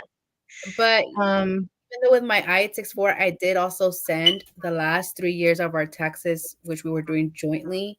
mhm. So I sent all the evidence of our joint income as well as my I-864W. So I don't know. But what do you think that people should, how do you think that this person should do it? Because I mean, if she's gonna Eh, still send them to their yeah, taxes yeah, yeah. together, you know? Yeah, it's hard. So I'm gonna split this question into two. Voy a cortar esta pregunta en dos. So primero lo de los 40 créditos. So, cuando usted tiene 40 créditos, realmente tiene 40 créditos, sí puede llenar el formulario 864W en vez del tradicional 864. Ojo, ponga atención si acaso usted realmente tiene esos 40 créditos, porque Social Security Administration en su website puede demostrar que usted tiene 40 créditos, pero ellos la manera que calculan los créditos, se los calculan por el año completo, aunque no terminado el año. So, es posible que aunque ellos demuestren 40 créditos, que usted realmente no lo ha acumulado aún. Entonces, ahí es a donde estamos viendo otros aplicantes que están recibiendo un RFE por no realmente haber tenido los 40 créditos y haber mandado el formulario 864W en vez del 864, que es el que deberían haber enviado. So, solo tenga cuidado con eso. Asegúrese cuando vea su statement, usted va a poder ver todos los años individual en como un chart que tienen ahí. Asegúrese de que tenga ahí 10 años. So, si realmente tiene 10 años, debería usted ver trabajo desde el 2012 hasta el 2011, porque acuérdese que el 2022 aún no ha terminado, so no puede contar ese año. La segunda parte de esta pregunta es de los taxes conjuntos. So, cuando UCIS le pide los 3 años de taxes, ellos realmente lo que quieren ver es que su sponsor ha tenido ingreso estable. Por esa razón piden los 3 años. Ellos quieren ver de que lo que él está ganando ahorita o ella está ganando ahorita es lo mismo relativamente que lo que ha ganado en los 2 años anteriores. So, si ustedes no hicieron los taxes conjuntos, digamos, tienen los últimos 2 juntos, pero el más viejo, el tercero, no está junto, está bien, no hay problema, puede enviar eso, porque ellos lo que quieren ver es esa estabilidad en ingreso.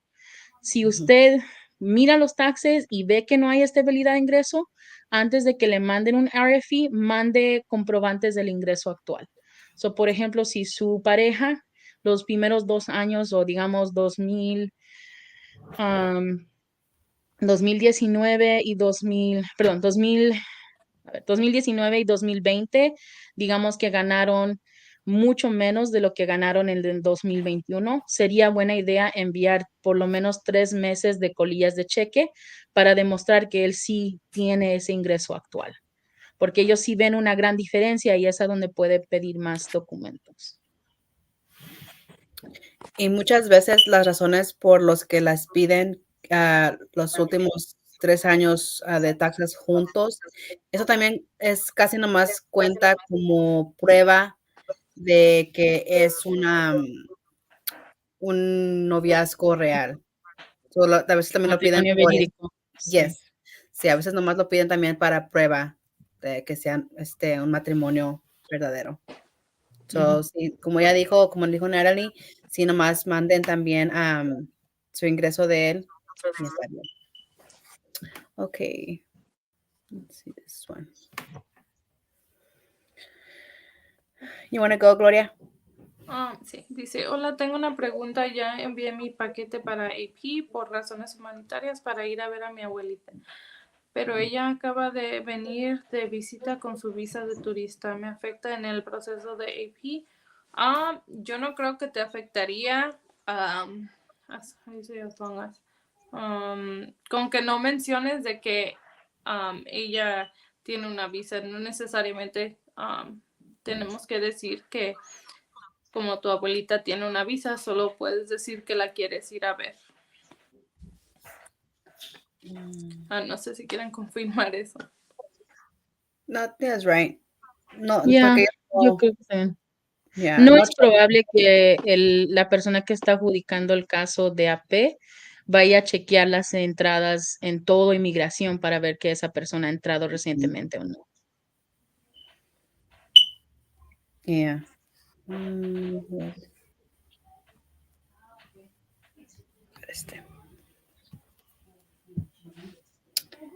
Me aprobaron mi AP, salí, ya regresé, tengo una hija de 19 años, en un año y medio cumple los 21. Ella tiene que estar trabajando y hacer hecho sus tasas para poder pedirme.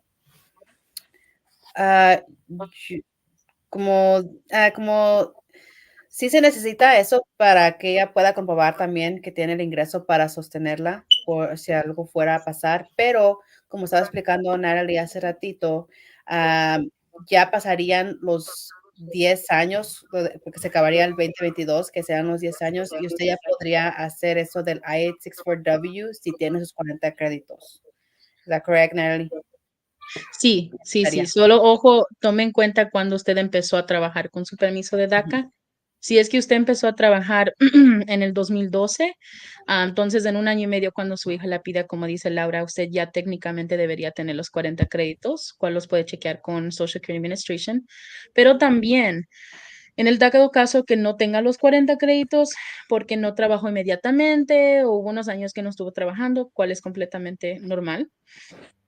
Si usted no tiene esos 40 créditos, dado a que usted es la persona que están pidiendo, si usted actualmente tiene ingreso, usted se puede incluir su ingreso en el 864. Son la página 4 de ese documento, la persona que está siendo el beneficiario también puede incluir su ingreso. Entonces, si el ingreso de usted combinado con el de su hija llegan al mínimo que pide inmigración, eso sería suficiente. Usted tendría que enviar documentos de su ingreso y documentos de que usted va a mantener su empleo y ellos le podrían aprobar. So, aunque su hija no trabaje, si su ingreso total es suficiente, no es necesario que ella esté trabajando. Okay. Ah, ok, tengo Mari Cobar. ¿Cuál era tu pregunta? La estoy buscando porque estoy tratando de no brincarme las preguntas, pero a ver, María Escobar, María Escobar. Ah, no, aquí está. Yo hice AP en septiembre y mi hijo va a cumplir 21 en abril. ¿Qué ocupo estar haciendo para tener todo listo para hacer mi AOS? Empiece a acumular sus documentos, a Yeah. preparar sus documentos. Tenga listos sus documentos, todos los comprobantes que va a necesitar para la AOS, la información de usted, la información de su hijo, certificado de nacimiento, todos los documentos para llenar cada formulario y puede usar nuestras guías en nuestro Facebook para ver. Y solo empiece a tener todo listo y empiece también a listarse con el dinero y lo que usted puede hacer es tener todo listo y así el momento que él cumpla 21, literalmente el día que él cumple 21, usted puede mandar sus documentos y toda su aplicación. Y en la página de AOS, Dreamers Together, yo ya subí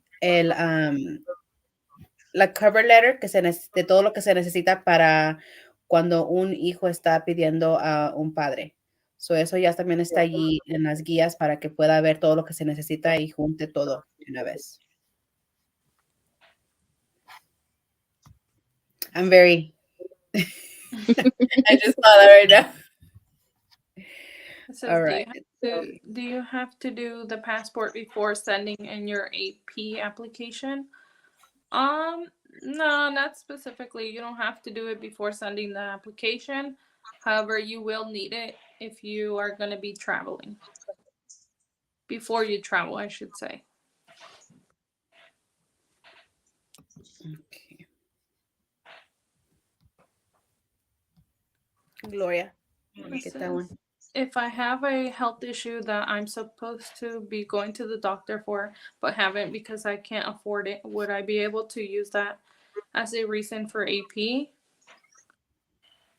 I believe I believe you are able to. It would um be like dental process. You would, I believe, need a quote from over there um that states that it's like more economic for you there. Do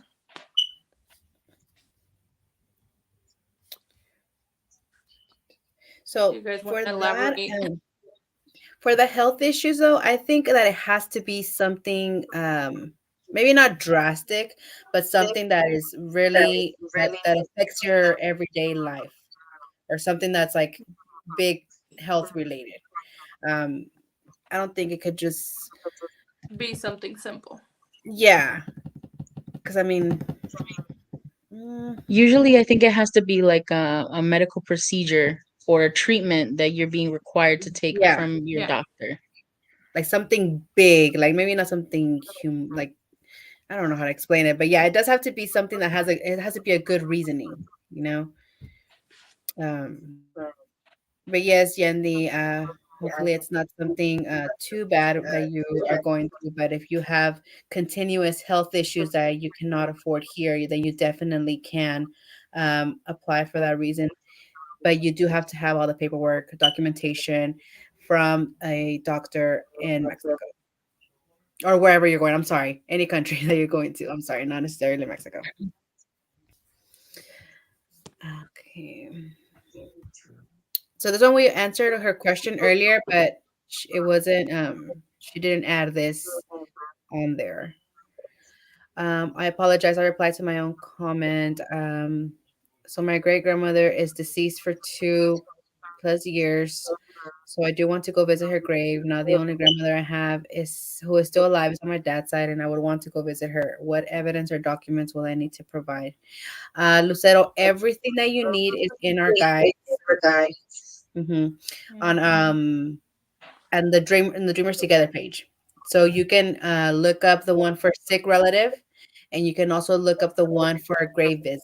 And you can actually do two different, affidavits with the information for both things that you want to go for, and put them all together in one packet. But everything is on there for you. Yeah, I believe she would still need like a better reason than just like to visit her grandma that's alive. If it's more than like 2 years, right? For graves, Yeah. just to be safe. So she wants to do that. She wants to go see her grandmother's grave and also her other grandmother who is still alive, but she wants to just go visit her. But she would have to have your grandmother, your dad's side would you would also need paperwork from her stating that you want to go see her, if she's sick, anything. Something to make it urgent that you want to go see her. Okay, let's see. All right, Gloria. It says, I'm just waiting for my dentist appointment to get estimates. Did y'all translate their treatment plan to Spanish and ask the prices for it in the country you're going? Uh, I believe your question is if we needed to get a translate, like the documents of the quotes. Yes, you are going to need all the papers to be translated.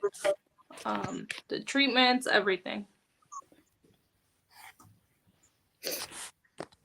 But in short, yes, we can translate the treatment plans. Oh my gosh. I think what they're asking is if they need to translate the treatment plans they got here in the US into Spanish so that they can then use those to get an estimate from a dentist out of country. I'm just okay. I'm read it over again. Yeah. I'm just waiting for a dentist to go and Because it see says, did y'all translate their treatment plan to Spanish and ask the prices for the country you're going to? I guess is what they're asking. Okay. So personally, I did not translate it. When I communicated with like the dentist, um they spoke both Spanish and English. We just emailed and he was able to like um give me the quote based on what I had sent, but I believe it would help to get Yeah, I it guess it translated depends on then. Yeah, on it who the just dentist is going to depends. be. Yeah. Yeah, if the dentist you're going to out of country doesn't speak English very well or doesn't understand English, they may not be able to read the treatment plan here from the US. So you may need to provide them a translated copy for their purposes, not for immigration purposes. Okay.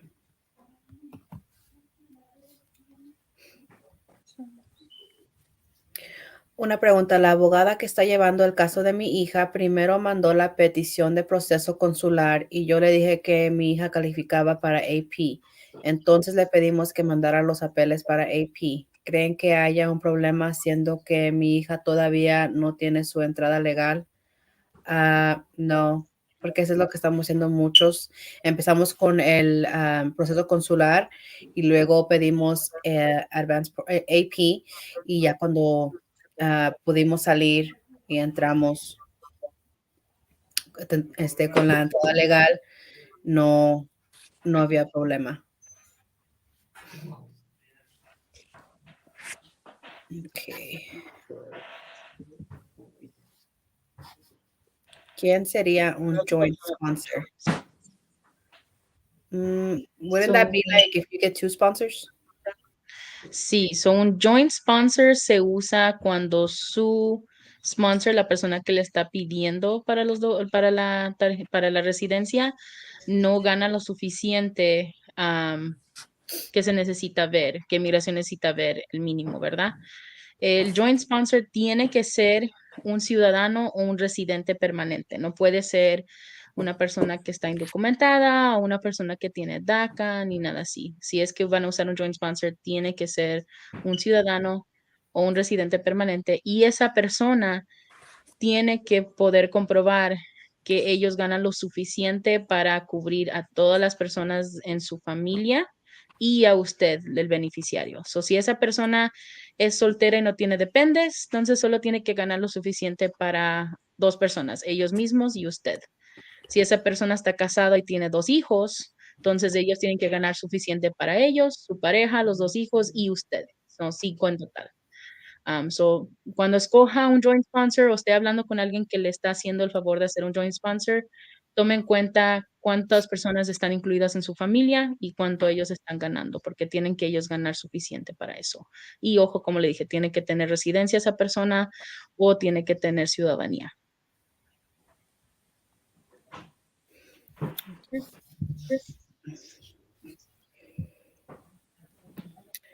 Ah, hold on. Um, there. El sponsor puede ser un hermano o hermana ciudadano mayor de 21 años. Sí, pero el principio sponsor tiene que ser el que lo pidió a uno. Sí, si está hablando de sponsor financiero, como para la I-864, sí puede ser un hermano, una hermana ciudadano mayor de 21. Si estaban hablando de sponsor como para la residencia, o sea, que ellos lo estén pidiendo a usted, am, técnicamente un hermano, hermana ciudadana puede pedirlo a usted, pero no es elegible para AOS. So, si un hermano, hermana ciudadano le pide a usted, usted va a tener que esperar bastante tiempo, como 20 años, para que la visa esté vigente y luego va a tener que proceder con el proceso consular. Okay. Oh, another 245 question. Ok. Yo soy categoría F4, bajo 245I, ya llegó mi fecha de prioridad. Quiero meter mi AOS, tengo DACA, pero estoy un poco perdida en la evidencia necesaria. Ok. So, como habíamos mencionado anteriormente, para la 245I tiene que comprobar dos cosas. Tiene que comprobar que la petición cual la hizo elegible para la 245I fue aprobada o aprobable, o sea que fue posible aprobarla. Y tiene que usted comprobar que es un beneficiario directo de esa petición. Eso sería fácil porque la petición tendría su nombre, o tiene que comprobar que usted es un beneficiario how would you say derivative? Derivativo. Let me look it up. Un beneficiario secundario, digamos, por mientras.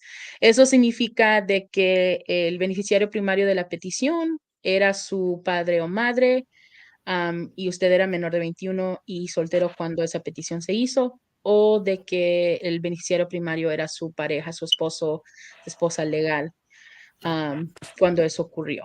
Entonces, esas son las dos cosas. La tercera, tiene que comprobar que el beneficiario principal de la 245I estaba físicamente presente en los Estados Unidos el 21 de diciembre del 2000. Podemos ir un poquito más en detalle, lo mejor con el 245I, en nuestro Facebook group de AOS. Pero esas son las tres cosas que tiene que comprobar. Que la petición se hizo a tiempo y fue aprobada, de que usted es el beneficiario directo o secundario y de que el beneficiario directo estaba físicamente presente en el 2000. Esas son las tres cosas. Acuérdese que también tiene que pagar una multa de $1,000. Sí hay multas. Okay.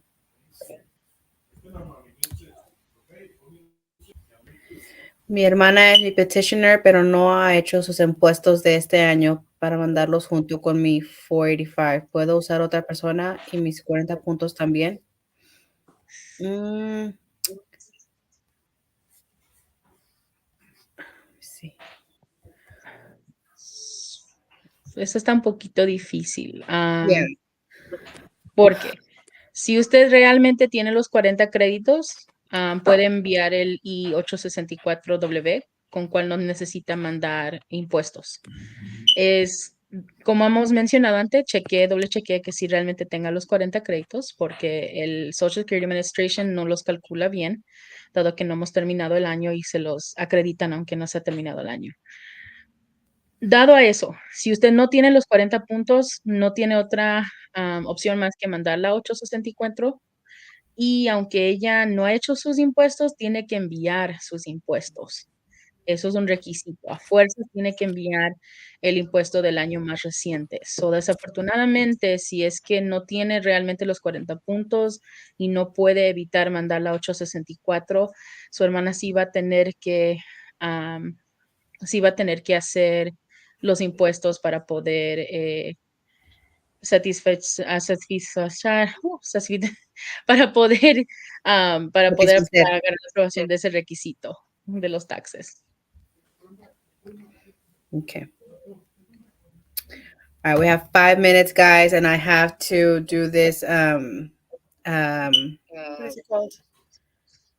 What did she tell us? Oh, for the raffle, I have to announce the raffle winner. So I'm gonna just answer a couple more questions because we have a lot more. Just gonna answer a couple more, and then I'll go back and we'll answer them on the post. I didn't have DACA for a couple of months in 2021 due to slow processing on their end. Applying for AP, and I just want to know if that would affect me in any form. I don't think so, I don't because I think it only affects you like if you let it expire, like for or if you have it expired for more than a year. But other than that, I Yeah. don't think so. And if you're worried about unlawful presence, AP doesn't count as exiting the country either way, so you will be fine either way. Okay. Hola, quiero hacer AP por segunda vez el mes que entra. El último AP lo hice en abril. Hazlo, si puedes. Mm, ok, vamos a hacer ay, ¿cómo se dice? Lo de la rifa. Creo que este va a ser el ganador de los que compraron tickets en nuestra rifa que estamos haciendo y es para la rifa de los AirPods. Oh. So, encontré aquí. Can you see it? ¿Sí pueden verlo? Um, No, no, no. It's blurred out, yeah, right? it kind of blurred. Oh my goodness, I have to change it. Let me change it real quick. Camera, background. Okay, none. Okay, this is better. Yeah. Keep turning it. Okay. So lo voy a hacer así. So es de números de 1 a 150. Let me refresh the page. Okay. All right, let's do it. We've been on here for 2 hours, Gloria. I know. It is Right. 10 p.m. over here. Yeah, same here. Spinning, it's spinning.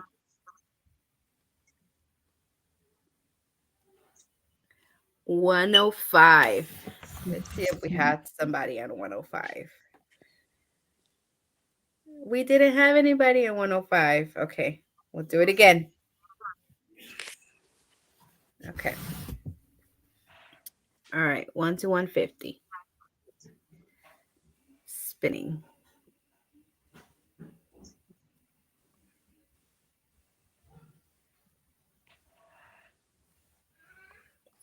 62. Let's see.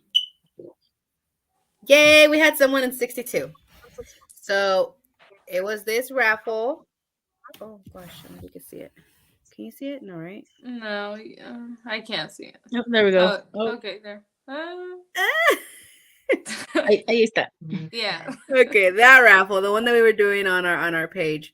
If you entered this raffle and you picked number 62, you are the winner of the AirPods. Um, Admin will reach out to you on how to get these AirPods sent over to you. Okay.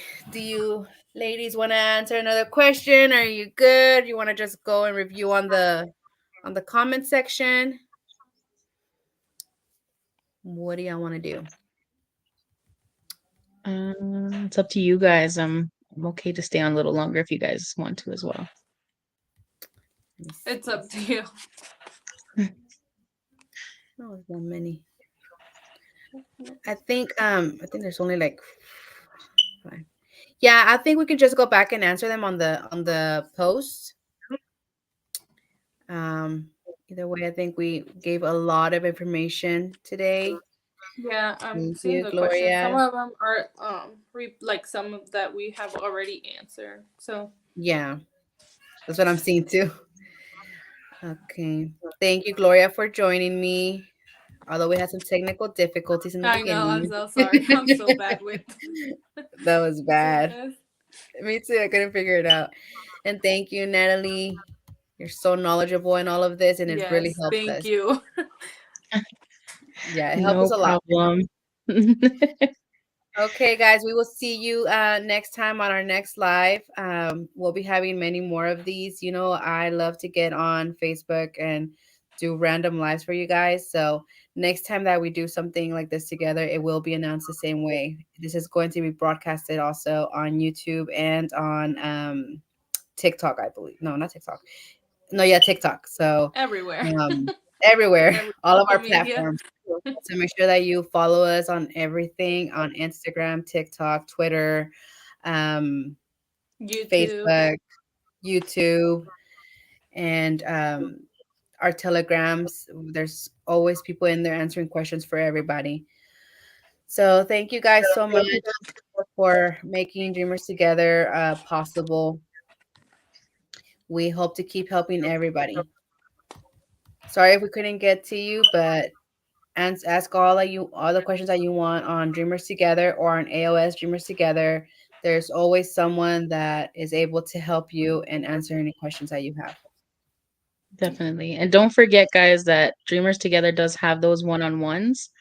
So if you have a lot of questions about your specific case and your specific situation, those are available for you to get an appointment for so you can talk to someone about all your specific details. Yep. Yep. Correct. And the best thing is that everything goes back into the community. So whenever you book, it helps us, helps others. Mm-hmm. All right, guys. Well, thank you so much. We'll see you guys next time. Bye, girls. Bye. Yeah, bye.